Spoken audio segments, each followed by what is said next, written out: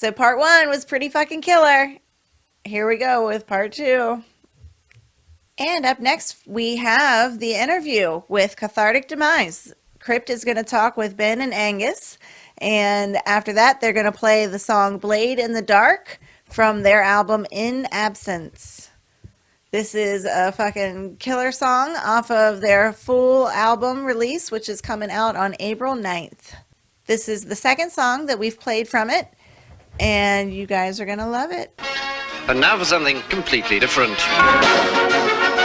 Well, coming up next, Metal-O-Maniacs, I got something very special in store for you, as I'm excited as fuck to be joined by Cathartic Demise out of Canada, man.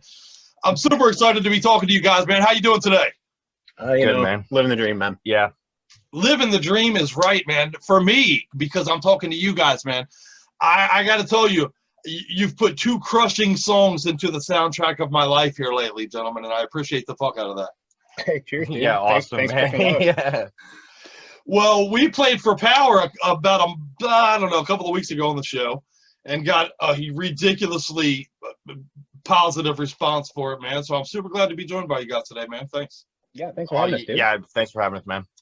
Well, let's take it from the top, if you don't mind. Tell me about putting this Cathartic Demise band together. How did you, who was the glue that sucked all these other guys into this thing? Probably you, I'd say. Yeah, like him and I were friends. Like we were buddies in high school, and like pretty much it was like I was looking for a band at the time, and I know this guy was looking to jam, so we just set it up, just meeting up. Long story short, and just got the other guys together and formed the band. Fuck yeah.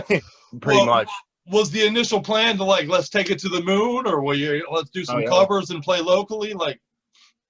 No, you take it to the moon is the goal for sure. Yeah, definitely. Like we want to be a touring band. Totally, man. Yeah. Well, the full thing. The chops are there, my brother, because holy shit, man. 2 songs in and I'm fucking brain scrambled. Thanks, dude. Yeah, cool.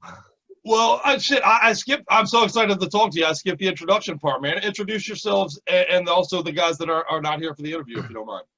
Okay, well, I'm Ben. I do the vocals and I play lead guitar.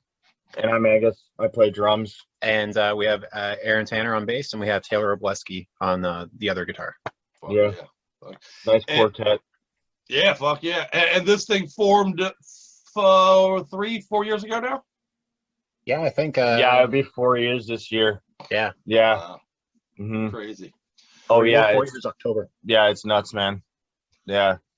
Well, just on the strength of the music alone, man, I feel the momentum. Did you guys feel that as soon as you got in the room together? Were you like, oh, yeah, we got something going on here?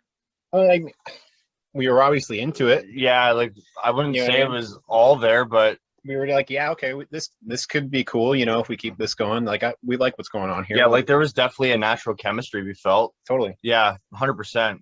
It shows, man. It shows, brother. So, what was the plan though? Did you get in the room together like, man, let's be a fucking thrashy, deathy band. Let's fucking, these are our influences. Let's throw them on the table and see where it lands. Or I think it's just kind of, we didn't want to sound like anyone else. I think it's too easy to listen to Slayer and be like, okay, we'll just sound like that. We want to stay true to ourselves, obviously, and do a sound that we're into, but we don't want to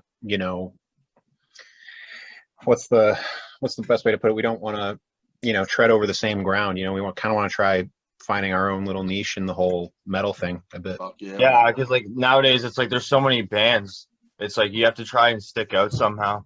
There's so many genres and like so many bands, right? You got to try and like do something new.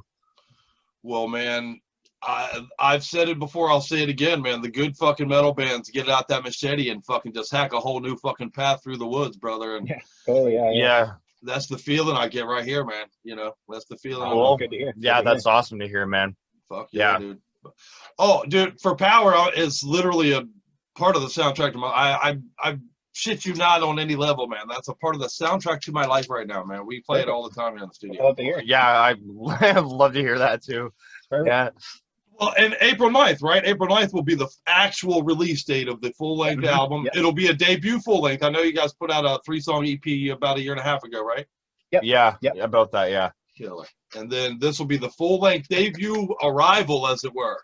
Yeah. Mhm. It's exciting. Yeah, Oh yeah, totally. it's cool to finally have The defining moment. the first real step, I would say. Yeah. Fuck yeah, man. I want to make sure. All right, In Absence will be the name of it, man. Yep. So Oh yeah. tell everybody a little bit about it. They've heard For Power, and we're gonna play this epic fucking song tonight, man. We're gonna play Blade in the Dark, which is a fucking nice long. I'm so happy to see these lengthier songs kind of coming back into our thing. By the way, man, to me that's metal as fuck. But Yeah, I mean, it's totally I grew up loving Rush, stuff like that. We love Metallica, with the Like the stupid 8-minute, 10-minute songs. and I think it really lends itself to the kind of sound we're going for sure. Oh yeah. fuck yeah, man. Well, I've said for a while. I think I share every week with people that I think the theory behind my belief that our resurgence is completely underway at this point. Metal's resurgence is undeniable at this point. Yeah. But Yeah. it's on the strength of songwriting, and now I'm seeing those elements where bands aren't, people. I like to kind of cite Power Trip as one of those bands that put really tight songs together and said, man, let's put some riffs in here, let's add a fucking solo like we used to do and do it old school. And the But- attitude. and the of those attitude. guys. Right, for sure. And now bands such as yourself, I notice, are not afraid to add those extra elements, those extra breakdowns, those extra, little side note into this part of musically kind of thing, man. And I fucking love it, brother. I'm Good. I like excited that. as fuck, Yeah, that's man. awesome. I It love would every be, little mini branch and avenue you go off on this fucking song, brother, for real. Yeah, I mean it just kind of happens naturally because like there's so much stuff that we all like, and we all like so many different things, and it would be disingenuous to not throw everything we have into it, I would say. You know what I mean? Mm-hmm. But it gives it a very fleshier, it's very thick, it's very full, I love that about it. Yeah, totally. Yeah. So put me in the room with you, man. Put me in the room. Give me the feel, because I know that this thing came out in the weirdest part of the fucking history of our goddamn lives. For fuck's sake, Yeah. man. No release party, old school release party type of a thing. Yeah, it's a bummer on that one, but we were kind of sitting on it for a while. It was recorded. It was recorded like early last year. Yeah, Oh. so And then pretty much, I think actually, don't quote me on this, but I think what happened was, I think the week that we went into lockdown in Canada was when I think we got the final masters back. yeah, Like, I think, yeah, like literally the album was, I think, completely done by that point. We had everything. And then that week we went into lockdown, and then everything, unfortunately, just kind of, we didn't see each other for a few months and everything just kind of got left on hold. yeah. Because we didn't know what to do. Ugh. And How then now, fucked like, is that? yeah. Awful. And It's then awful. eventually we just said screw it, because it's just like, I'm not letting this stop me, Yeah. stop us. Yeah. Metal, And baby. yeah, and just decided to carry on. But as far as, and plus too, it's like last year there was plenty of great releases as well, and none of those bands could tour or do release parties or anything like that. Yeah. So it's just like, well, if they could do it, I mean, then we could do it too. And just decided to do it, man. Fuck yeah, though. I'm glad it's coming though. But Yeah, believe me, we are too. I feel so bad for the bands that have had to go through what they've had to go through over the last year. Whenever I hear so many of the releases, the release date got changed due to COVID, or, release parties are dead, fucking shows to release them are dead, which is awful. And I feel bad for a lot of those bands, but man, in particular, I find it stinging for a fucking debut release, goddammit. That is. Yeah. Yeah, it sucks, but I mean, on the bright side, I mean, there's going to be another album. It's not going to last forever. Hey, you guys heard them, right? I got them recorded, another album. It's going to happen. Of I'm course. going to hold you to that shit, goddammit. Yeah. No, You don't have to. It'll come. Oh, hey, don't think I won't be that guy in 6-8 months fucking calling you guys up like, hey, man, you remember that time you told me? Perfect. Yeah. Dude. So yeah, you can't let, when life kicks you, you can't let that stop you from doing what you want to do. No, absolutely not. I But can of think course- of nothing less metal than that, my friend. Totally, dude. Totally. Yeah, you just got to push through it, man. Keep writing riffs. Well, and to push through it, man, we need our metal. We the soundtrack of our lives, if you don't mind my saying, man. That's a big part of what's helped me get through this COVID shit. Oh, totally. Yeah. Well, yeah, pretty much. Metal's pretty much the only thing that Yeah, it helps us push through. Fuck yeah. Yeah. Well, and on the spot question, then, what are you guys listening to right now, man? What are you guys Like listening to for fun?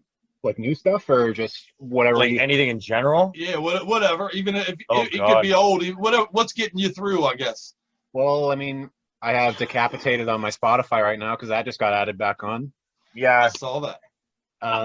That's kind of hard, man. Like him and I, There's so much stuff we listen to. we listen to, like, I only listen to metal. Sorry to say, I mean, call me closed-minded, but I only listen to metal across the whole, like, genre-wise of it. So there's so much stuff out there. Yeah, that'll keep you entertained for a long time. Yeah, but like, I can't even think. There's so much stuff. Yeah, I mean, I love it. what did I listen? Nevermore was a big one for me recently. Oh, I love fuck yeah. Nevermore. Yeah. Fuck. I mean, there's a sick record from a band called Paranorm that just came out. That's blowing my brain off. Yeah, Paranorm. Yeah, Oh, they're really killer. sweet. There's just too much. I'll check that out then on your recommendation. I'll check that out. I'm telling you, man. If you like us, you'll like Paranorm, man. They're dope. Fuck yeah. Cryptosis. Yeah, and the new the Vector. Oh stuff, yeah, too, that trip. You're right. I'm on that. That's silly I've good. been obsessed with that lately. It's so sick. Yeah. Yeah, they're killer, man. They're killer. Oh yeah, it's so Well, sick. you guys know our pals in Raider too, don't you, man? Those guys, Oh, yeah. you know those guys, They're don't you? Very close friends of ours. Oh yeah. That's we right. love those I'm guys. just realizing that. I fucking love those dudes, man. They're fucking Metal-O-Mania family, brother. We love those guys too. Gabe. I was hanging out with them. We were hanging out with them last night. Oh yeah, it was just You know what I mean? Like- Angela's birthday, wasn't it?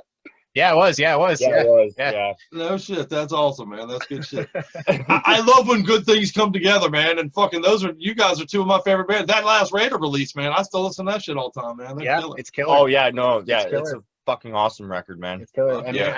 and they're great dudes. I love them to death. You know, they've helped us so much, you know, professionally and, you know, personally, because we're good friends outside of the whole band thing. Yeah. They're great. They're great. Oh yeah. They really- actually hit us up. They hit us up and said, dude, if you haven't heard this Cathartic Demise thing, man, you're fucking up. And Yeah. it's funny because we had just added For Power to the playlist that week that they reached out to us and shit. Oh, So no I was like, way. oh, man, we Really? got to get these fucking guys. Yeah, That's man. cool. Yeah, they're awesome. Yeah, they really look out for us, man. Yeah. They're Oh. fucking sweet. Well, they're not wrong, brother. It smokes like a peace pipe at one of my favorite parties. You know what I mean? It's good shit. I'll take it. I'll take that Yeah, I'll fucking take that comparison too. anytime. Yeah. That's hilarious. Mhm. Well, talk to me about April 9th. So April 9th, this becomes officially available. What's the best Yep. way for everybody to get it? Make sure they get, are you going to have hard copies available immediately? Is it going to be Oh, more yeah. of a- Yeah, there's CDs available on our Bandcamp pre-order. Merch too. Yeah, there's also like, shirts and Yeah. the whole Count thing. me in, brother. Count me in. I'll be there. I'll be on that Okay. shit. And it'll be available on like Spotify and Literally wherever you listen to music. like the streaming. I can't even think. There's so many nowadays, man. It'll I be know, there. dude. Yeah. iTunes. YouTube. Yeah, Well- YouTube, Google Play. We'll make sure we share links with it along with the show. We'll make sure we share links with it for you people who follow us on social media because we're not going to let you miss this fucking release, goddammit. It's fantastically fucking anticipated here in the studio. And that means the Metal-O-Maniacs out there are anticipating it too, man. Yeah. I hope so, man. I mean, we're really excited for people to hear it. hmm Honestly. Yeah. Very Fuck excited. yeah, man. Good Yeah. shit, brother. Good shit, good shit. Well, and they can follow you. You guys got a YouTube channel. You guys got the Facebook thing Yep. going. Make sure all of you get out there and follow this band right now, man. Show them the love, goddammit. Fuck yeah. Fuck yeah. Well, what do you say? You want to punch them in the face with this fucking jam? Tell me about this song in particular, man. Let's talk about Blade in the Dark. What do you want to know about it? He'd be the one to ask, man. Bring me the crushing guts of it, baby. Well, I mean, I don't know. I feel like it's a pretty good encapsulation of the sound of the record. You know, it's really fucking fast. It's got some melodies. It's got, it sounds like us. You know what I mean?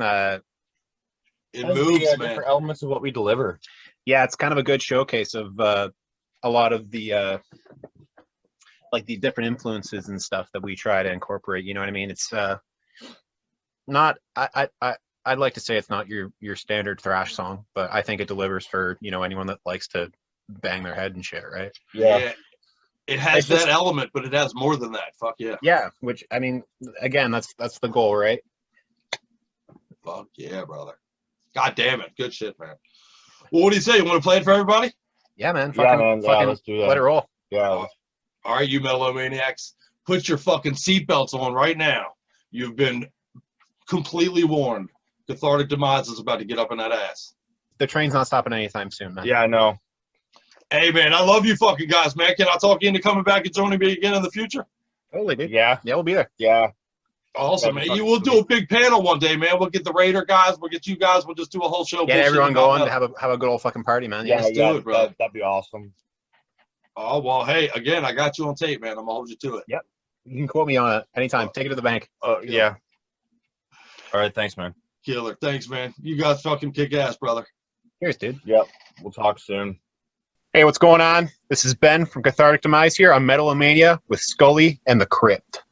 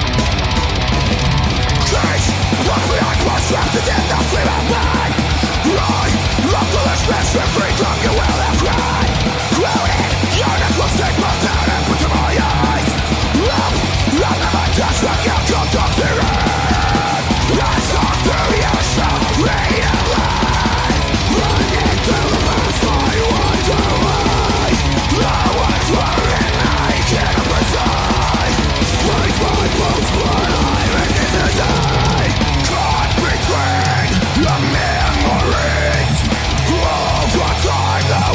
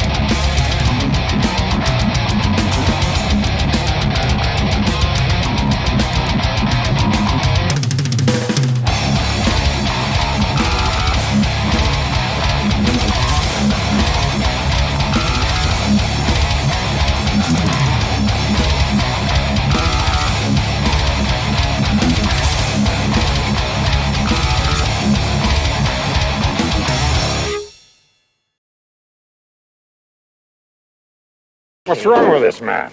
There was gunplay, sir, and he missed it.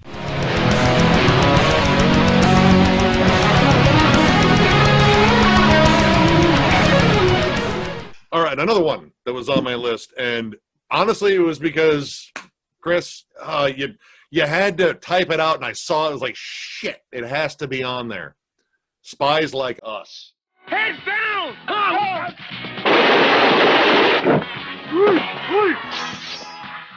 This is my sister. You can all have her.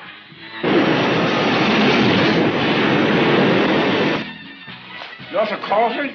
That's a good idea.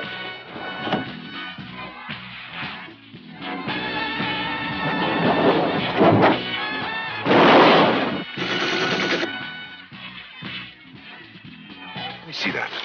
Hey, come on. Honestly, you two are unbelievable. Chevy Chase. Get us the hell out of here! Dan Aykroyd. To think my high school guidance counselor said I'd never amount to anything. Spies Like Us. We're Americans!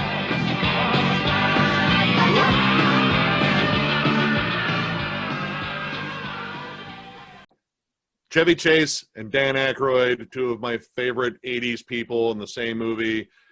Cold War scare, but having so much fucking fun with it. This was actually kind of a tribute to like Bob Hope movies in terms of like the adventure caper sort of thing. Right. And it was funny because Bob Hope actually pops up in it briefly. You're talking to Mr. Hands.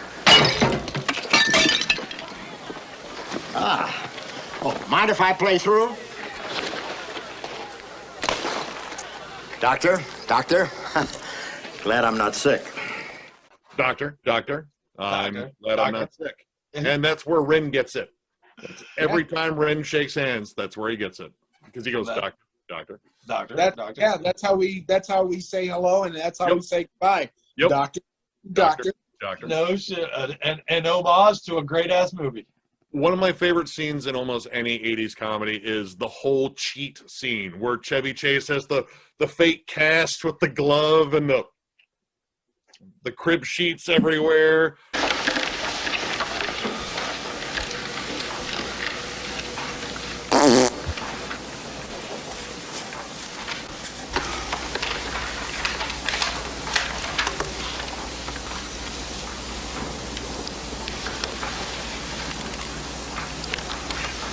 Excuse me. And then like, heart attack. Oh God. And he like leans over someone's table like, It's absolutely brilliant. The two play off of each other so goddamn well. It's just back and forth. And yeah, this is the first Chevy Chase entry on here. He's going to be popping up a lot. He was the king of the one-liners in the 80s for me. Totally true, man. It's a great movie. The story on him is apparently he's not a very nice guy behind the scenes, or so you hear, but who cares, man? His body of work is brilliant, man. Yeah. Jane, you ignorant slut. Yeah. I love goddamn Chevy Chase, man. Yeah, we're going to give him lots of love, man, because he's literally a part of some of my favorite movies ever, man. Yeah, I mean, there's too many, which was why I had to leave off some of them. And the other one that is on my list that was left off, and you had brought up Tom Hanks and his early comedic stuff, the one that stuck with me is Bachelor Party. I'm getting married. Yeah, right. Yeah, let's have a bachelor party with chicks and guns and fire trucks and hookers. A man. Bond. James Bond. A woman. Oh, come on, honey. A bachelor party for him. A bridal shower for her. A motion picture event you can't afford to miss. This is the best 3D I've ever seen. I've seen better. Bachelor Party, starring Tom Hanks, a man's tradition every woman should know about. Hey, it's dark in here. Holy shit, he was on fire.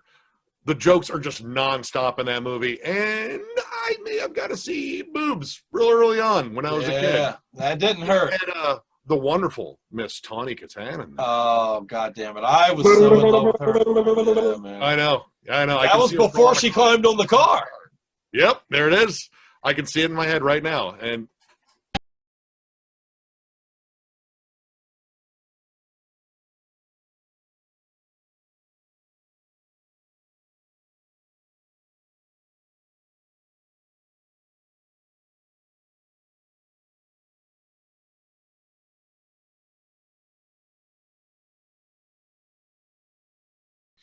But God damn it! Yeah, there's I that love that scene where movie. she shows up in the lingerie. Oh my god! Oh my god, dude! It's a great movie. I mean, one-liners left and right. Their one weird friend that they first see him when he's rolling on someone's luggage is like, oh, it's like they kind of in the bathroom trying to kill himself with an electric razor. You're Like, right. He's trying to "What are cut you his doing? wrist I'm with gonna cut my wrists with an electric razor. It's all they had. Well, at least your wrist will be baby smooth. The humor is so spot on. Like, it never stops cracking jokes, and it was the pace of the movie, and of course, the rampant nudity, and of course the twisted ex-boyfriend too with the crossbow.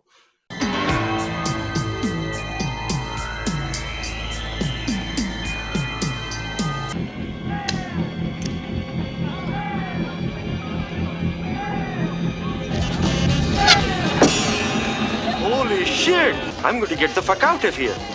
Right. And Absolutely the fucking ridiculous movie. and the glorification of drug use, which let's be honest was a big '80s staple. Oh god, they fucking killed a horse or a donkey.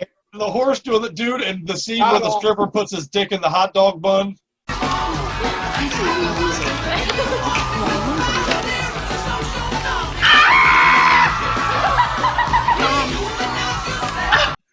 God damn it, Dick.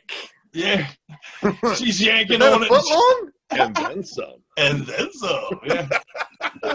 That is so god.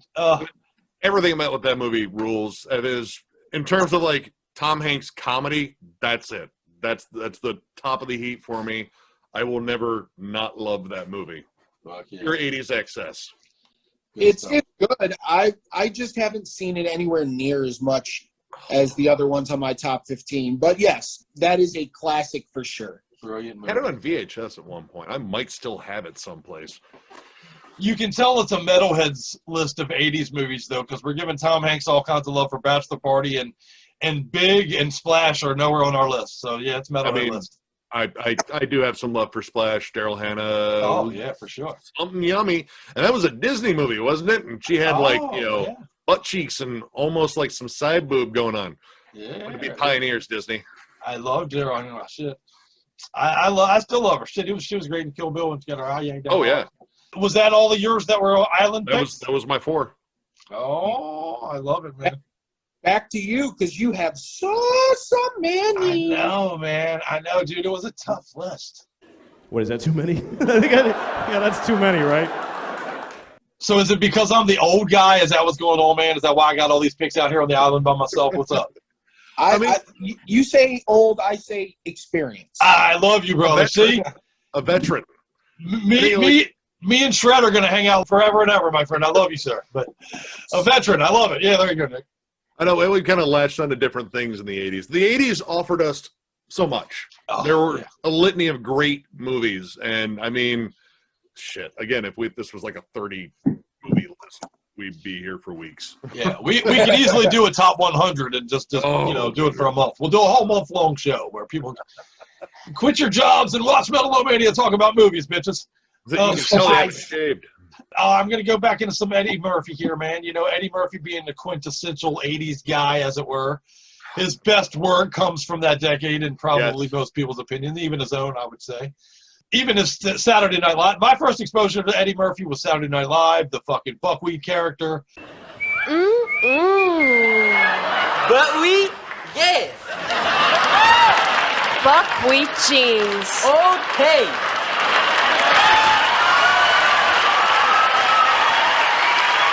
Mr. Robinson's Neighborhood. Mr. Robinson's Neighborhood.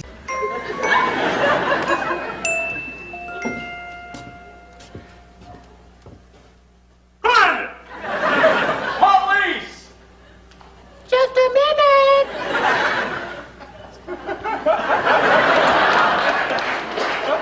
You know what a fire escape is, boys and girls? Some of which he did a brilliant, homage to recently, a year or two ago. But yep. So I'm an Eddie Murphy guy. I love him. I don't care what he does. I don't care about the fucking hooker blowjob thing. I love Eddie Murphy. I always will. And 48 hours, man. 48 hours. We ain't partners. We ain't brothers and we ain't friends. I'm putting you down and keeping you down until Gans is locked up or dead. And if Gans gets away, you're going to be sorry you ever met me. I'm already sorry. Nick Nolte is a cop. Eddie Murphy is a con. I can help you get Gans, but you gotta get me out of here first.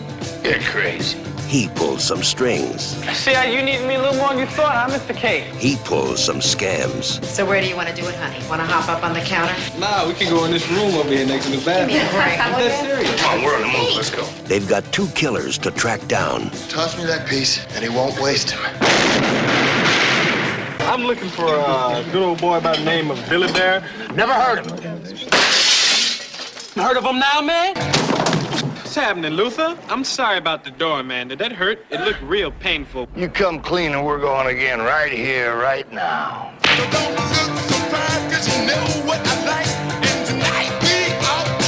We ain't brothers, we ain't partners, and we ain't friends.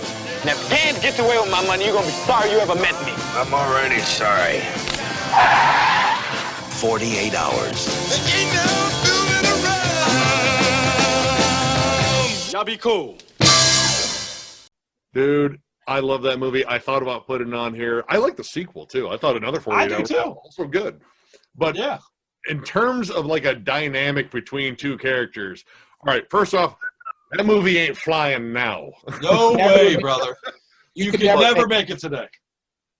You're just a spear chucker with a number stenciled on the back of his prison fatigues. Let me explain one thing to you, nigger. I fight dirty.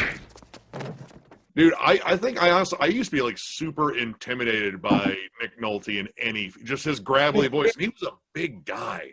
Yeah. All right, let's go. Like, okay, sir, I will listen. And where you tell me, man. Yeah, right. Whatever you do, well, hey, I'm in. But the back and forth between the two of them, it's an interesting story too. Like, I just kind of touch on the whole buddy cop thing, except they're not buddies for most of the movie. Questionably towards the end. Right. But I mean, it's got some like really dark, like, you know, violent sections there. You also have what's his name from Predator, Billy. Oh, I can't. Sonny. Dude, Yeah. Sonny, speaking of scary individuals, dude. Yeah. They just stare at you and say nothing. You're like, here's my wallet. Yeah, scary dude. But I love that movie. It's a great movie. Again, maybe a little dated for more modern audiences because you got to get through some harsh language. Yo, man, does she have like big giant titties? I can see this is going to be a long fucking night, convict. Turn your back for a half hour and let me go get some pussy. What for? Any man talks about women like you. Can't get it up anyhow. I've been in prison for 3 years. My dick gets hot if the wind blows. Yeah, they got some stuff to say. I mean, Nick Nolte straight up calls him the N-word a couple times. Like, dude, a ton of times. I swear it seemed like every other fucking word for a while. Yeah. But it's a good movie. It's really well written. I forget the guy that plays the bad guy. The guy is in so many movies. He's a really good character actor. Yeah. And, Dexter's dad. Yeah, Dexter's dad. Yeah, good lord, dude. I know his name. I know too, and it's escape. He's a really good character actor. He pops up in a ton of shit. But yeah, it's a killer movie. I still recommend it. Just, you know, go in with an open mind. Yeah, right, for sure. Remember that it's a 1982 movie. Literally, that came out the year that Scully was born. So, like, reading modern like Amazon reviews of Blazing Saddles. If you're ever bored, yeah, read some of those. Like, I can't believe it's like, hold on, just pump the brakes there, fella. yeah. Rough movie, too. Definitely had some violence, you know, some scenes that have become epic, you know, when Eddie Murphy goes into the redneck bar, you know, and all that. That shit is great. What the hell kind of cop are you? You know what I am? I'm your worst fucking nightmare, man. I'm a nigga with a badge. That means I got permission to kick your fucking ass whenever I feel like it. That's fucking The phenomenal. sheriff in this town. Yeah, right? So good, man. And Annette, dude, don't people forget Annette O'Toole was in it, that's another beauty from the 80s. Oh, yeah. You know, Nick Nolte's jaded girlfriend in the movie and shit. You know, I loved her. Good God, days. I totally forgot about that. Loved her. Good Lord, I loved her. But sweet baby. Yeah, Nick Nolte and some of his best. Directed by Walter Hill. Great movie. Great movie. Yeah, great Walter movie. Hill was an awesome director, too. But anything with Nick Nolte, man, you know, you got to watch it. So, all right. But apparently I'm on an island with this one, too, man. I'm going to 1985. We talked about John Cusack a little bit. We're going to talk about John Cusack a lot. You can't do an 80s movie list without John Cusack on it. But, man, I'm going Better Off Dead. I'm going to go with 1985's Better Off Dead. Does it ever feel like everyone's got more going than you do? Oops. You say the best skier in town just ran off with your girlfriend? Even your younger brother does better than you do? And that nobody even cares? Beth broke up with me. Oh, that's nice. But remember one thing. I haven't even been to New York City. Nobody was ever better off dead. Go that way, really fast. If something gets in your way, turn. All you need is guts. All right! Now turn! Better off dead. And that's a real shame when folks be throwing away a perfectly good white boy like that. An abnormal look at a normal teenager. And honestly, dude, I got to preface this. I got through a lot of breakups in my life with John Cusack, man. You know, I got through a breakup in 1985 with this movie. I got, you know, in many ways, he's responsible for me making it work with Scully, because High Fidelity in 2000, when me and Scully first got I do like that movie, yeah. That's the movie that made me realize, man, I need to look back at my old relationships and learn where I fucked up and get it right this time. So here you go. And 22 years later into Scully, being with Scully now. So, but Better Off Dead, man, it had the running gag of the newspaper collecting boy with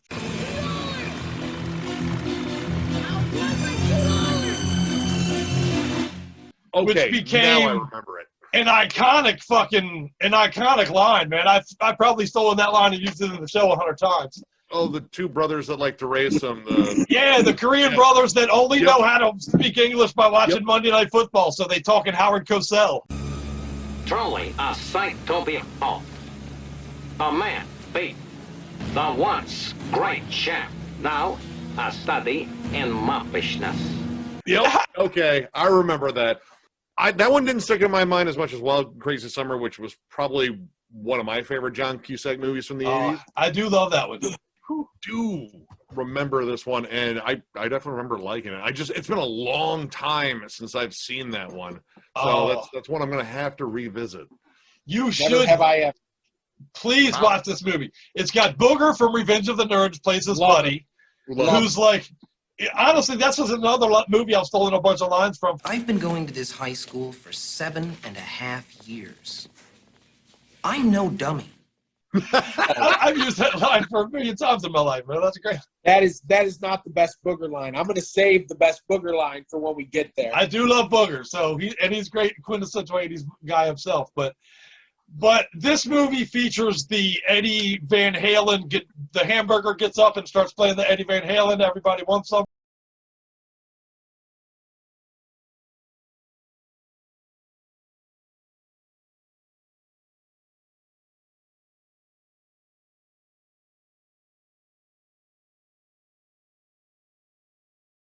You know, the French foreign exchange student. It has so many great running gags even. The mother's a terrible cook. She makes like the purple bacon at one point.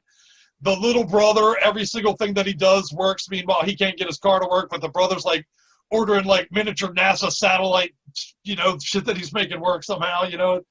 There's so many running gags in this movie. It's just such a great fucking 80s movie, man. I highly recommend it. Please check it out. I got to go back and watch it. Do it. John Cusack, Better Off Dead, man. Watch it today even, man. You can't go to bed tonight without watching this movie. It's a must. It is a must, especially if you're John Cusack fans, which I know that you are. So I'm pretty sure I owe John Cusack like an anniversary gift or something at this point or something. Clearly, he's been your marriage counselor for years. And truly, yeah. I mean, this movie got me over some shit, you know. I got through a lot of, Say Anything got me through another breakup. So he always played like the lovable loser, but I mean, come on, he was like fucking, not that much of a loser. Right. Hollywood's version of a loser, right. I know who Fishbone was courtesy of him in Say Anything, because he wore a Fishbone shirt throughout, so. Killer, yeah. That's a good movie. That's a great, underrated movie there, in my opinion. All right. I got another one on my list, but I guess we'll just keep on checking off shit off my list. We'll get to the shit later that, because I'm off on my island here, so I'm the only one that has weird science, man. It's not a bad idea. What? Actually making a girl. This is Wyatt and Gary. I'd give her Wamdigious mammary glands. Something's about to change their world. Something out of this world. She's alive. Alive! What would you little maniacs like to do first? She is turning their lives, Trust me for once, will you? What is going on? Jerry, I don't know. I don't know. their minds, and their house upside down. It's seriously affecting your sex life. It's completely unnatural Do you realize it's snowing in my room? and definitely weird. Hi, dudes. That's so good. Universal Pictures presents a John Hughes film, Weird Science. It's purely sexual. Weird Science, 1985. Fucking Kelly LeBrock in the shower. And why are you guys wearing your underwear in the shower? She's wearing like half of a shirt, like you can almost see, like, you know, plenty. Oh, God damn it. I loved her so much. I still love her for that shit. Kelly LeBrock is so beautiful and so perfect in a lot of ways. Pouty lips. Oh, I love that movie. I mean, another, you know, Oingo Boingo reference. You know, they wrote the theme song, and it's, again, one of my favorite 80s songs.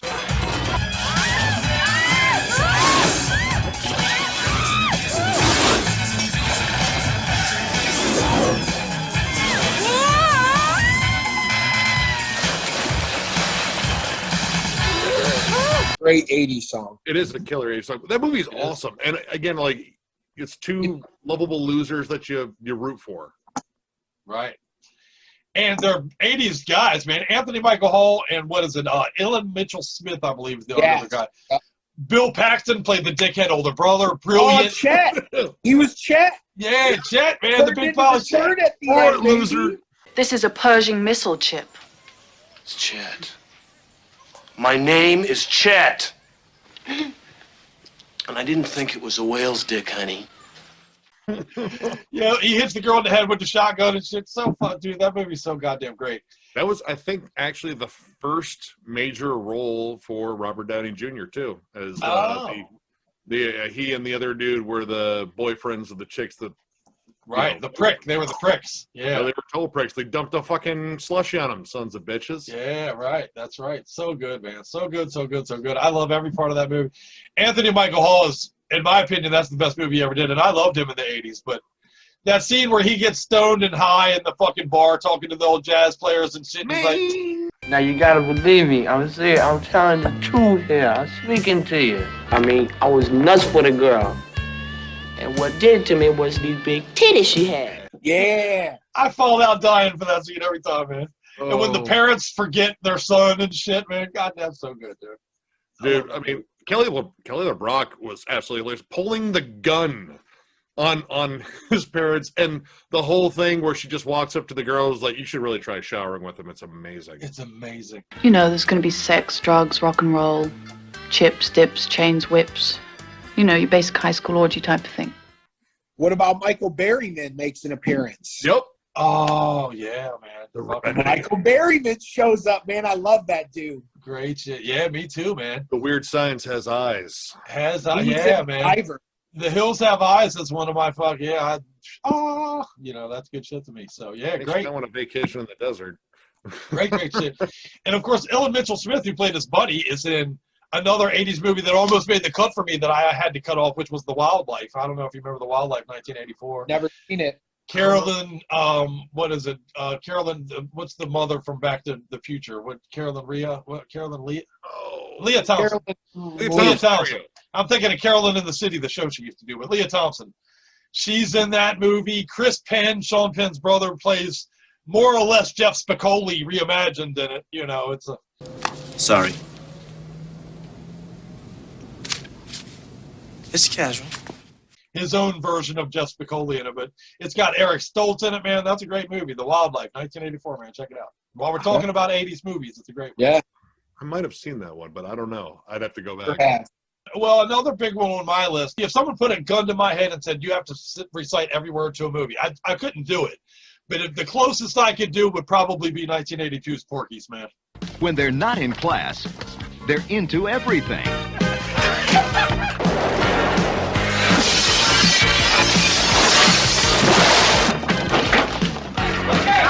Save your energy, you're gonna need it. Okay.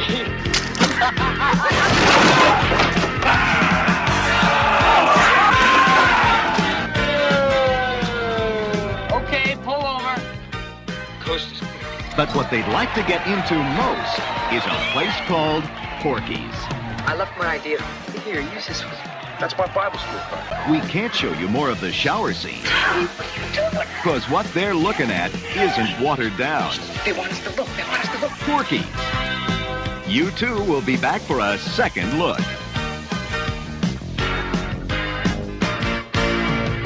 Okay, I'm ready. Oh, wow. Dude, yeah. I mean, that one was close too, but I don't know. It just didn't quite make it for me. I love that movie. Do not attempt to apprehend this prick, as it is armed and dangerous.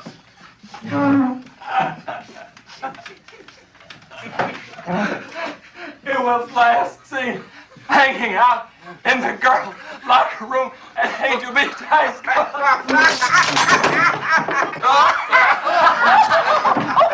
I love the revenge story. Again, it was kind of like Revenge of the Nerds, except these kids were not just nerds; they were just kids. And fuck Porky. He was an asshole. He deserved to have his fucking shit ruined. But the whole peeping Tom thing and what they call the one dude, Meat. Meat. Yeah. Why do they call you Meat? Hey, you want me to tell it? That guy was great. That was a great actor. He was in a movie that I love called The Wanderers from the 70s, man. I love that. I mean, yeah, The Wanderers. He was in. Vaguely remember that. Oh, great movie. If you're a fan of the Warriors, which I know you are, check out The Wanderers, an underrated gang movie takes place, set period piece in the 50s. But back to Porky's. The guy who played Meat was amazing. Pee-wee. And dude, honestly, Khaki Hunter, the actress that played Wendy Williams in that movie, is from local. She's a Maryland girl. Hey. I was so fucking in love with her. I was a young kid when I saw that movie. And I cannot overstate the impact that so many parts of this movie had on me, but her openness. Now, people forget, this movie tackled a lot of things. Racism, remember the guy goes after the Jewish kid and keeps calling him a kite, remember? He's like, man, you're too stupid to even get your racism right. It's a kite, you dumb fucking redneck. That shit is fucking heavy for a comedy, but it got into the violence of the abusive father. It got into so much shit, man. Great movie, but like Khaki Hunter's Wendy Williams character was the first female character I ever saw in a movie that was so open sexually and talked about it and was honest and was like, I like it too. What the fuck, you know what I mean? And as a young kid, that made a big impact on me, as goofy as that might sound. Kim Cattrall was also in there too. Oh, or was she in the second day? No, she was in it, and that scene in the locker room is legend. The boys in the locker room always turn me on. Really? Yeah. Yeah? Yeah. Yeah.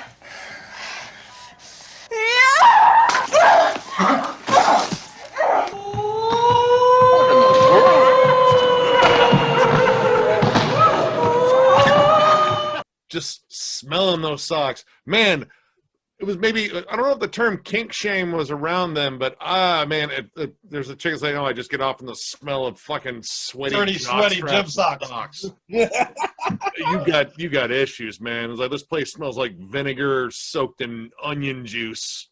Hey, dude, whatever works though, because Kim Cattrall, good lord, there's another one. I was in love with her. Started howling. I was like, all right, well, okay. Yeah, Mannequin. Don't forget Mannequin. I can never forget Mannequin. Yeah. Oh. I was young and thinking, man, if a mannequin came to life and looked like her, I'm in. Let's do this thing. So, yeah. I mean, I probably looked at mannequins just a little bit differently after that one. Oh, hell yeah. How could you not? But, dude, I still watch Porky's actually semi-regularly. It's one of those movies I break out every now and again.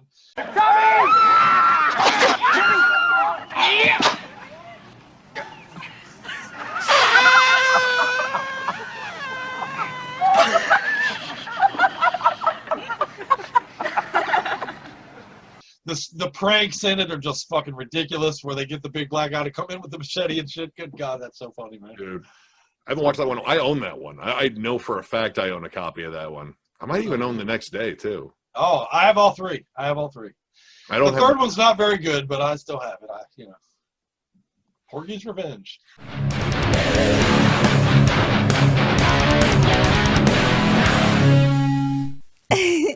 So, just because I like to remind Crypt as often as I can, Porky's came out a year before I was even born.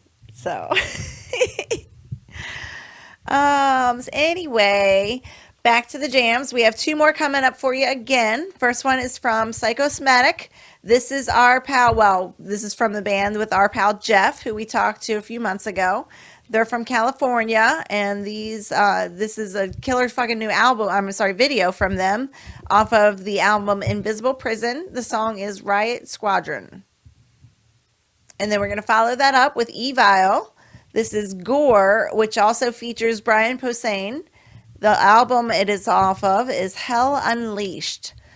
This actually comes out April 30th, and this is at this point a single, which, like I said, features comedian Brian Posehn, who I think is very fucking funny, and we're pretty big fans of him and this band. So, cool combination, guys.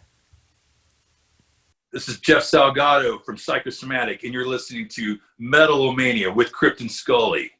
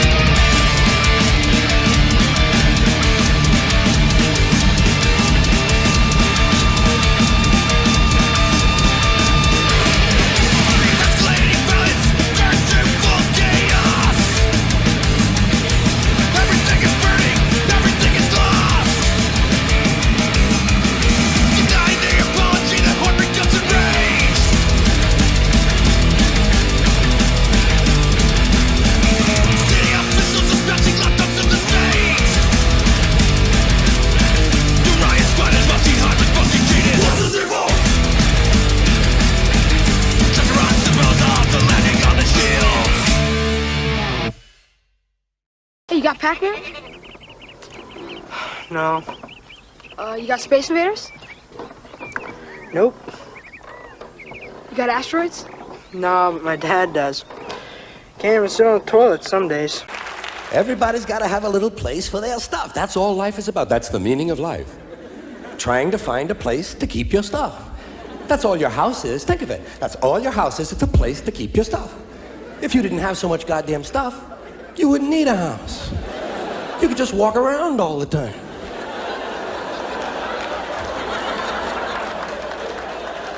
That's all your house is. It's a pile of stuff with a cover on it. That's all your house is. It's a place to keep your stuff while you go out and get more stuff.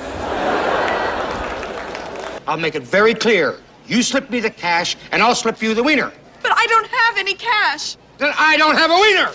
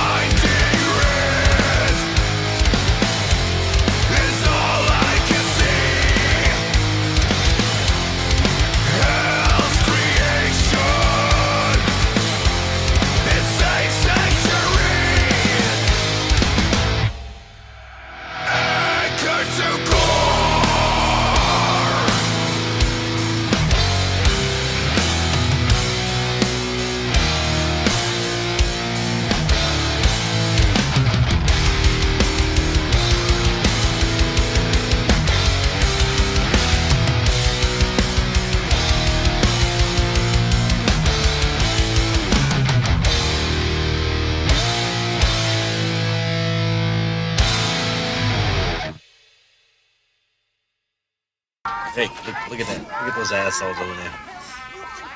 Ordinary fucking people. I hate them. Me too. What do you know, kid? See, an ordinary person spends his life avoiding tense situations. Repo Man spends his life getting into tense situations. Then we followed up.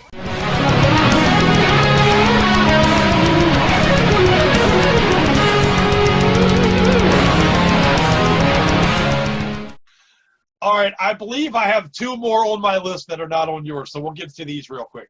All right. Next up is motherfucking 1980s Airplane. Hey, Larry, where's the forklift? Forklift? It's over there with the baggage loader. Airplane. This woman has to be gotten to a hospital. A hospital? What is it? It's a big building with patients, but that's not important right now. Johnny, what can you make out of this? This? Well, I can make a cap, or a brooch, or pterodactyl. By the way, is there anyone on board who knows how to fly a plane? I gotta get out of here! Calm down! Get a hold of yourself! Please, let me handle this. Calm down. Now get back to your seat. I'll take care of this. Calm down. Calm down. Get a hold of yourself. Doctor, you wanted to fall. Everything's been falling. Sister, please, I'll handle this.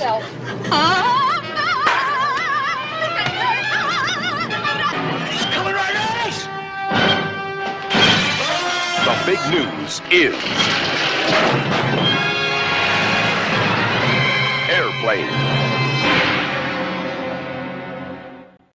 This might be the first one I think of when I think 80s comedy. The first one that comes to mind might be Airplane, honestly. Yeah, I mean, it was on my list for a minute, but when I remembered Top Secret and another one that I'll bring up later in terms of the Zucker brothers, how wonderful they are, I was like, I gotta go with the ones that I'm a little bit, just I feel strongly connected to. Airplane is awesome. I love that movie. This was, and actually we were just talking about it in terms of Leslie Nielsen, how he didn't like this movie. He didn't like playing this character because he wanted to do more serious stuff, but goddamn if he wasn't the best deadpan guy. I just want to tell you both, good luck. We're all counting on you. Oh my God. And don't call him Shirley. And don't call him shit. Dude, he became that, he was the guy. No great. If we did a list of like straight up parody satire type movies, oh my would be all over that one too. And I mean all the running gags and everything, over, under, huh? Yeah. Have you ever seen a grown man naked? You like movies about gladiators? Yeah, right. My dad said you're lazy on the court. Captain, how soon can you land? I can't tell. You can tell me. I'm a doctor. No, I mean, I'm just not sure. Or can't you take a guess? Well, not for another 2 hours. You can't take a guess for another 2 hours? Dude, it's, oh my God, dude. Yeah, the drinking problem.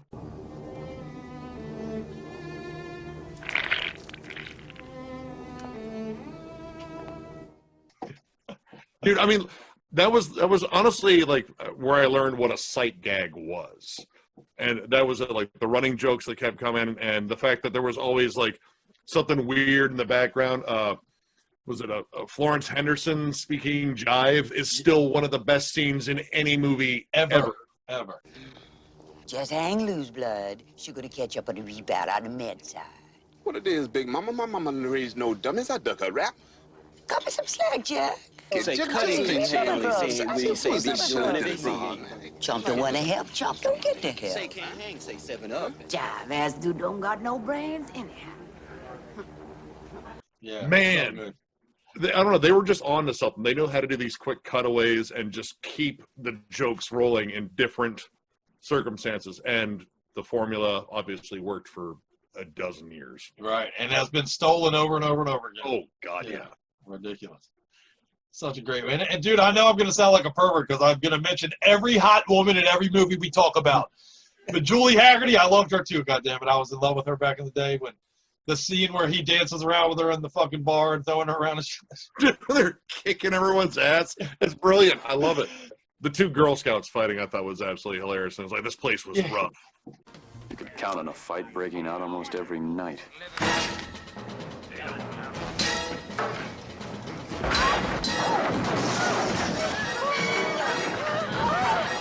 I mean, that's a rough joint, brother. Yeah. I've had such a strong connection with that movie for years, but it was a tough list again, and I have other Zucker stuff. Well, yeah, I've refrained from giving you guys shit for not having these on your list because I've seen your list and I know why, so I can't give you, you know. And my last one on an island is my favorite movie, not only of the 80s, this might be my favorite movie of all time. It's my most quoted movie. It's easily the movie I've definitely used the most clips from on our show. 1982 again. 1982 apparently a big year for me. Scully was born that year. But Fast Times at Ridgemont High, baby. Universal Pictures presents everything you always wanted to do in high school with everyone you always wanted to do it with. Hey, bud. Let's party. They're the students of Ridgemont High. Brad Hamilton, the fast food king. I shall serve no fries before their time. It says 100% guaranteed, you moron. Mister, if you don't shut up, I'm gonna kick 100% of your ass. Charles Jefferson, a man with a mission. Oh, gnarly. Linda Barrett, not exactly the girl next door. Awesome. Totally awesome. And Jeff surfs up Spicoli. People on lewds should not drive.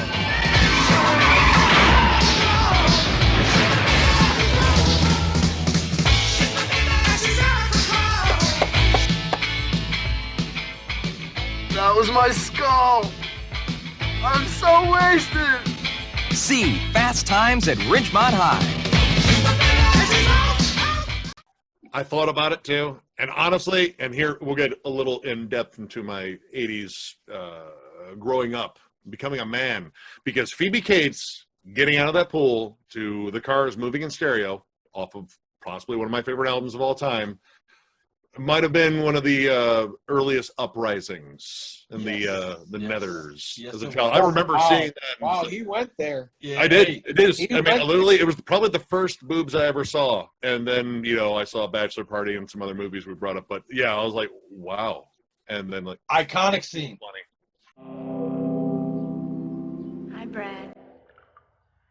You know how cute I always thought you were.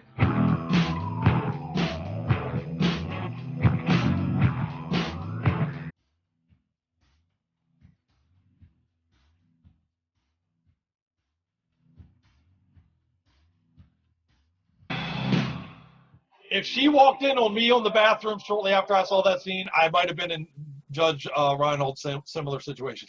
Oh, she would know the meaning of premature ejaculation. Yeah, hey, how you doing? Doesn't anybody fucking knock anymore? So, but yeah, and I'm sorry. Ugh. How do you feel about disappointment? Right. Oh, you're about to get an and don't forget the underrated Jennifer Jason Leigh scene was so good, and man, that movie's iconic to me in every way, shape, or form. And it's heavy too, man. It tackles abortion. It tackles fucking, you know, there's some heavy shit that goes on in that flick, man. You know. I mean, you know, it's all lightened up, of course, by Spicoli's one-liners. I still love the whole bit where he has to give up the pizza, of course, because he ordered pizza in class, which, believe me, I wanted to try, but I know my mom would whoop my ass for that. Yeah, right. Am I hallucinating here? Just what in the hell do you think you're doing? Learning about Cuba, having some food. Mr. Hand, a great character, yeah. You had great actors like, you know, Judge Reinhold early on. Again, Jennifer Jason Leigh. You know, this was kind of like one of those like kind of up and coming for like a next generation thing. And I mean, Sean Penn became pretty much a mainstay in 80s, 90s, whatever. His performance of Jeff Spicoli is legend to me, man. It'll stand the test of time forever. I mean, he made the cover of pretty much every version of this movie you've seen. He's just like, yep, no, that's the dude. Yeah, I pretty much was that guy, man. Add in some heavy metal shit, you know, more metal and less surfer, and that was that guy for years. I was probably more Mouth from Goonies. Yeah, I ran my mouth quite a bit. Hey, man. More than a few people knew me for pulling up in a vehicle and the smoke would roll out the window when we got out. So, you know. Wait, did you hear the bell? Did we get the... We're here. Oh, we're not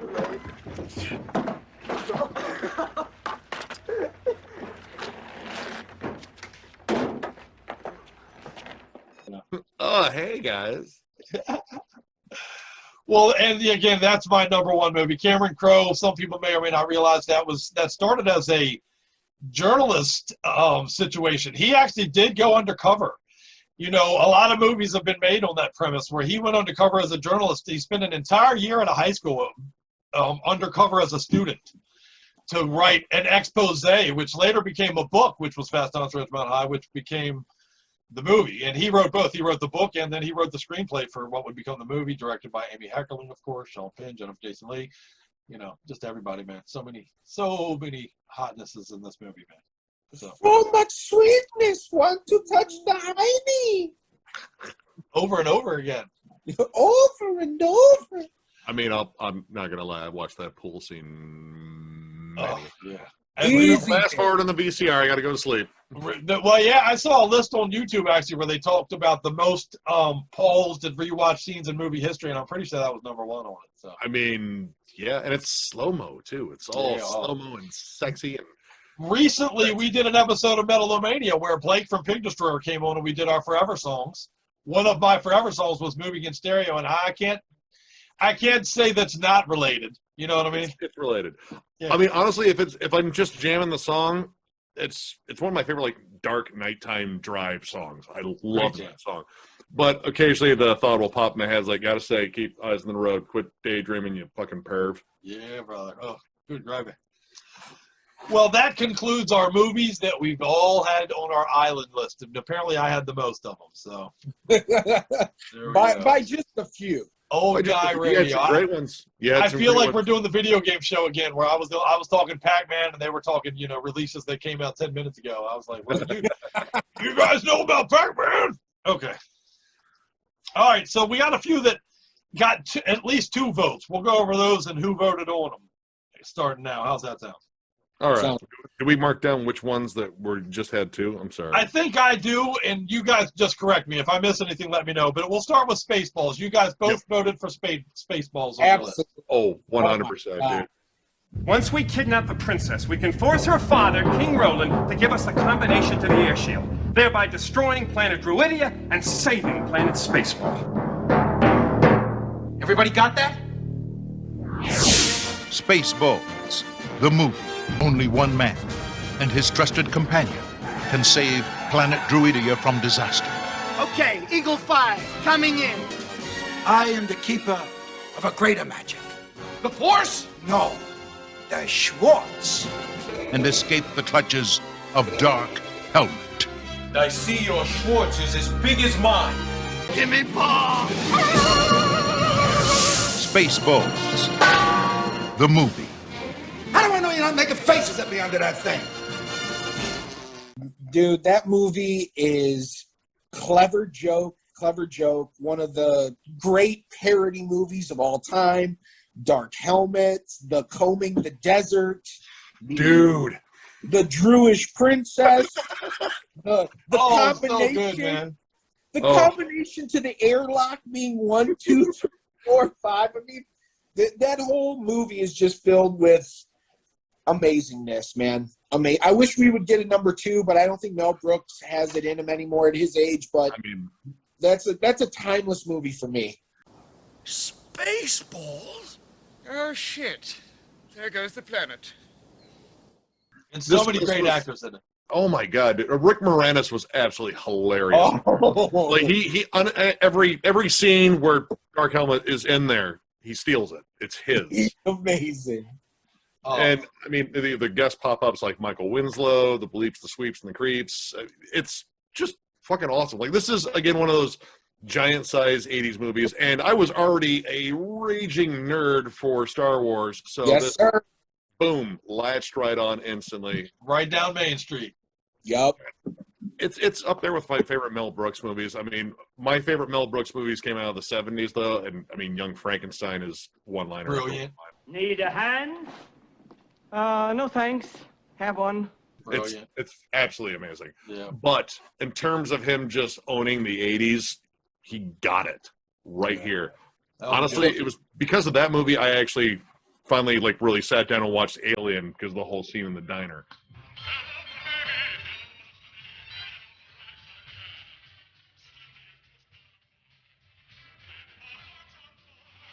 All right. Get this guy some water.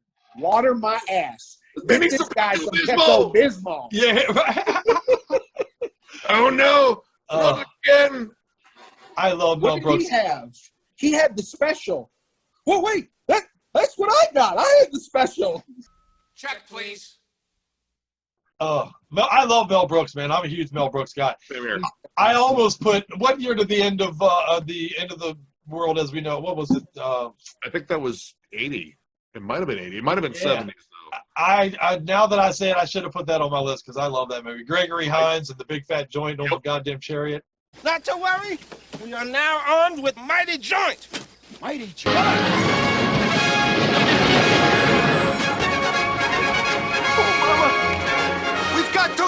We've got to. Gotta stay loose, you know? Let it cool. Let the coolness get into our vertebrae. Dude, I actually thought about putting High Anxiety on there because I think it's underrated. Actually, I think that's one of his most underrated films because he did the whole Hitchcock thing. I was like, oh my God, he's going to make this brilliant too. And he did. It's awesome. Yeah, boy, man. Mel Brooks, buddy. Gotta love it. Madeline Kahn. Legend, man. She was so fucking talented. Gone way too soon. Is it that music? It's probably just from some nearby cottage. It's nothing to worry about. Where are you going? Oh, you men are all alike. 7 or 8 quick ones and you're off with the boys to boast and brag. You better keep your mouth shut. Oh, I think I love him. That whole troop, man. Yeah, I loved her, dude. That whole troop was great, man. Dom DeLuise did a lot of the stuff with them and all that shit, you know. God damn it. Great choice, guys. Great choice with the Spaceballs, man. And again, it's ridiculously quotable movie, man. How many times have you quoted that movie in your life? Countless. Dude, we've pretty much spent days just quoting that movie. What's the matter, Colonel Sanders? Chicken? Comb the Desert, still quite possibly one of my favorite laugh out loud moments, dude. Fucking legend. Fucking legend. Yeah, it's killing me that some of these aren't on my list. All right, another one that both of you guys have on your list, and I didn't make room for, and this one makes me sick too, man, is Stripes. Personal problems got you down. You can't go! All the plants are gonna die! Well, the U.S. Army can turn your life around. Before I knew it, she was walking next to me, singing, do I did it, dum did it, do. Learn what it's like to feel like a man. Get your body into incredible shape. Muscles, I love those muscles. So if you're a man who likes to take charge of your own life. So am I to understand that you men completed your training on your own? That's the fact, Jack! That's the fact, Jack! What the? A surprise party! I'll kill you! Whose idea was this?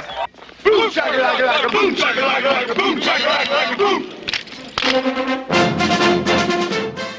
Dude. Yes, dude. Oh, yeah. Bill Murray and Harold Ramis.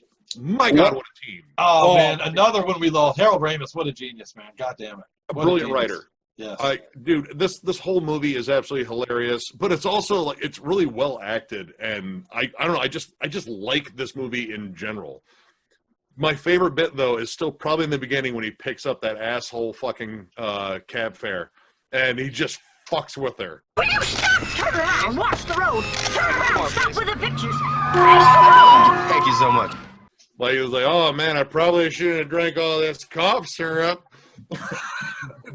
But I mean, just him being the relentless troll that he is, and then Harold Ramis playing more of the straight guy, you had that balance. And then when you add in so good John Candy in there, and was it John Deal's character, the hillbilly, and then who else are you missing? Francis. You don't call him Francis though; they call me Psycho. Any of you guys call me Francis, and I'll kill you. Oh man, early John Larroquette. Don't forget. Yeah. John Oh Larroquette. yeah. God, he was. Oh, I wish I was a loofah. I wish I was a loofah. And Warren Oates, dude, knock it off, Francis. Oh man, yeah, Warren Oates. Oh, dude, and let me tell you again. Here I go being the perv again. But both PJ Souls and Sean Young. Dude, I had a thing for Sean Young. Me too, dude. Me too. Oh my God. Did you guys ever give a girl the Aunt Jemima treatment? You know what the rest of your problem is? Tell me. You've never had anybody give you the Aunt Jemima treatment. No, I certainly haven't Yeah, had it's real that. simple. First you get up on the griddle. I'll get you up to cruising speed. We don't want you to stick on the bottom, my dear. Keep hopping. Keep hopping, honey. There you go. A little bit lumpy. A little bit lumpy. I'm not enjoying this. Now quit You're not. it. I thought you were making a one-liner like fucking, you know, the JFK treatment. You know, that's where no. That's where you shoot her in the head and then fucking watch her try to get out of the climb out of the car and then. That's classic. Does she have to climb out? Does it have to be convertible? Yeah, I don't know. I guess it's out. As long as she's climbing out of the car, I think that's the important part. So. Oh fuck! All right, there you go. We just got thrown off air forever for that joke. But, all right. Hey, but yeah, dude, legend movie. John Deal. That Judge Reinhold, you know, another guy that's so in all these movies that we're doing, man. Fucking. Oh yeah. Some more movies we'll talk about from Fast. I mean, he's an '80s guy that we're, you know, he's rife in our list that we're making here tonight. So, Stripes. Check it out if you missed it, folks. Oh God, yeah. 1981. Director was Ivan Reitman on that. Actually, you know what? Yeah, Ivan Reitman was hitting them fucking out of the park.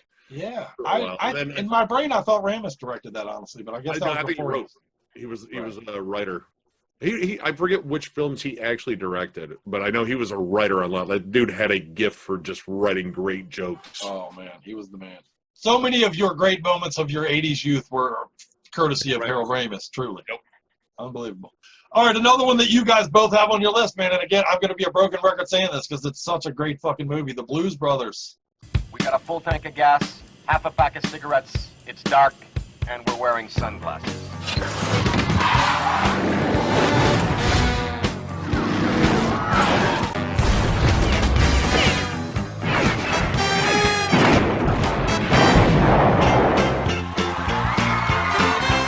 Are you the police? No, ma'am. We're musicians. We're on a mission from God.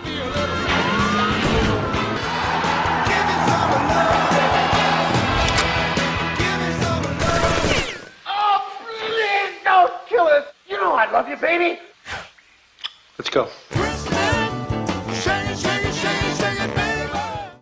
Okay, this is my favorite musical of all time, too. And I don't like musicals. Most musicals can fuck right off. Yeah, I agree. This musical can hang out forever. I've been watching this since before I should have been watching stuff with all the swearing in it. I love it. I love it. It is, again, immensely quotable. You know, every little bit. We're on a mission from God. Dry white toast, 4 whole chickens and a Coke. Dude. We were actually looking up the bassist, Donald Duck Dunn's quotes, too. It was like, it'll turn goat piss into gasoline. Everything about this movie. Songs are great. The comedy is spot on.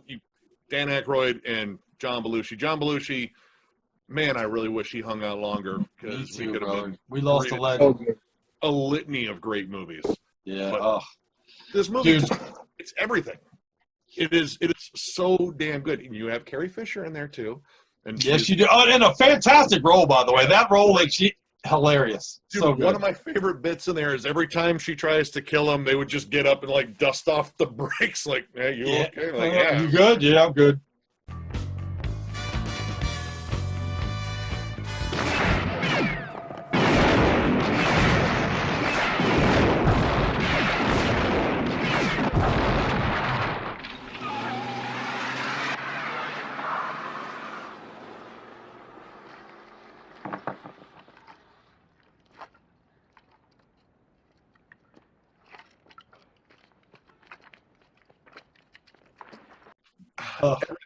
The police car chases are ridiculous.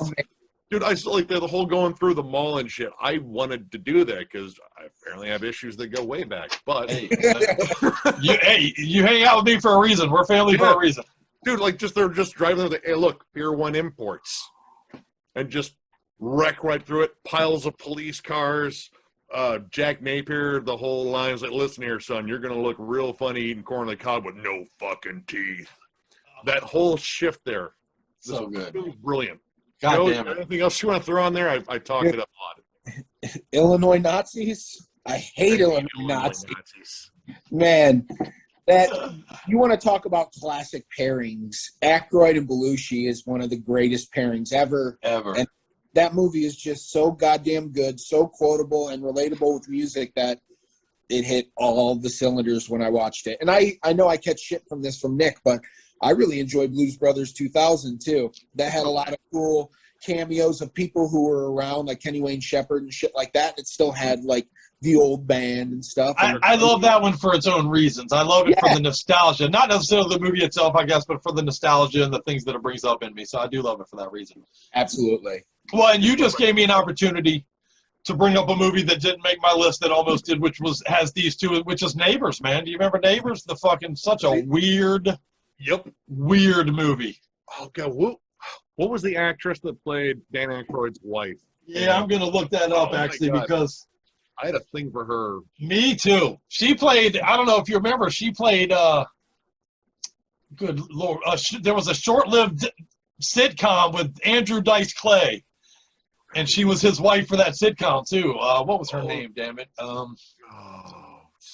Kathy Moriarty. There it is. I knew it had something like that. Yep, Kathy Moriarty. Sultry. Oh my god, dude. She had that voice, that cigarette-smoking, sexy voice. That raspy voice, like, oh. I know just who I want for dessert.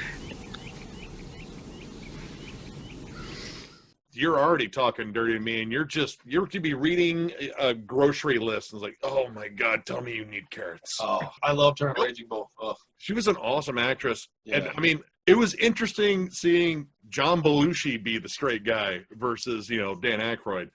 Dan Aykroyd screamed more like the straight guy kind of role. And was he blonde in that? Yes. Yep. He had bleach blonde hair. Yeah.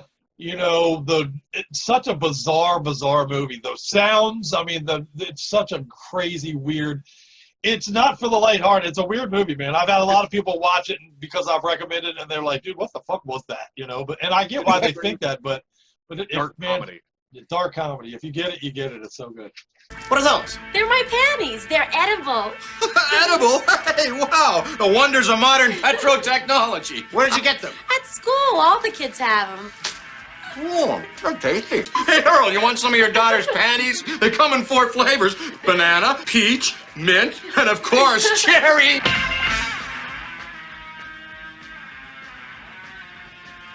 Good night, ladies.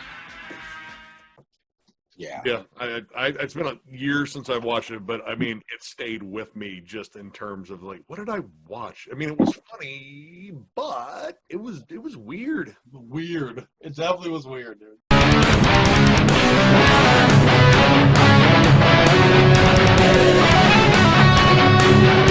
All right, that wraps up the end of part 2, guys. I hope that you have really liked the list so far, and we definitely want your feedback. We want to know which songs that you would make your list or just barely make the cut, or which ones that you agree with or can't stand maybe that we've talked about so far.